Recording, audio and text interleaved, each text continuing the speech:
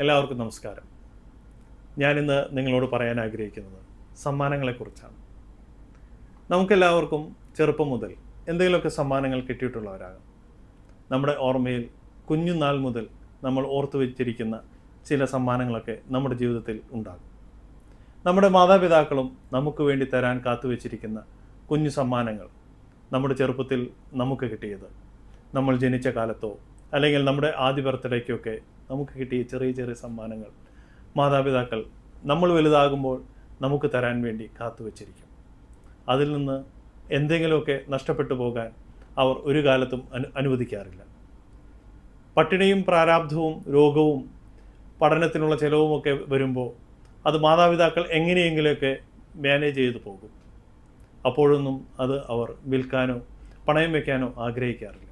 കാരണം തങ്ങളുടെ മക്കൾക്ക് എന്തെങ്കിലുമൊക്കെ സ്വരുക്കൂട്ടി വെക്കണമെന്ന അവരുടെ നിർബന്ധ ബുദ്ധിയാണ് അതിന് കാരണം. അതിൽ നിന്ന് എന്തെങ്കിലും നഷ്ടപ്പെട്ടു പോകുമ്പോൾ ആ മാതാപിതാക്കൾക്കുണ്ടാകുന്ന സങ്കടം നമുക്ക് ഊഹിക്കാം. കാരണം നമുക്ക് വേണ്ടി അവർ എന്തൊക്കെ കരുതി വയ്ക്കുന്നുവോ അതിൽ നിന്ന് ഒന്നും തന്നെ നഷ്ടപ്പെട്ടു പോകാൻ അവർ ആഗ്രഹിക്കുന്നില്ല. ഞാൻ പറഞ്ഞു വരുന്നത് നമ്മുടെ മക്കളെക്കുറിച്ചാണ്. മക്കൾ ഏറ്റവും വലിയ സമ്മാനമാണ്. ആ മക്കൾ ഏതെങ്കിലും രീതിയിൽ നമ്മളിൽ നിന്ന് നഷ്ടപ്പെട്ടു പോയാൽ അത് മാതാപിതാക്കൾക്ക് ഒരിക്കലും സഹിക്കാനുമാകില്ല. ചെറിയ സ്വർണ്ണാഭരണങ്ങളോ മറ്റോ നഷ്ടപ്പെട്ടു പോകുന്നതിനേക്കാൾ എത്രയോ വലിയ സങ്കടം തൻ്റെ മക്കൾ നഷ്ടപ്പെട്ടു പോകുമ്പോൾ ഉണ്ടാകും.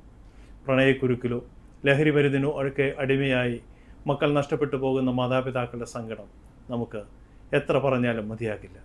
പക്ഷേ മക്കൾ അത് മനസ്സിലാകുന്നുമില്ല.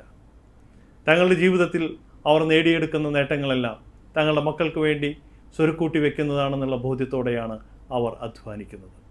എന്നാൽ മക്കൾക്ക് ആ തിരിച്ചറിവില്ല താനും. ആ തിരിച്ചറിവുള്ള മക്കൾക്ക് സ്വന്തം മാതാപിതാക്കൾക്ക് നൽകാൻ, ജീവിതാവസാനത്തിന് മുൻപ് നൽകാൻ ഒരു വലിയ സമ്മാനമുണ്ടാകും.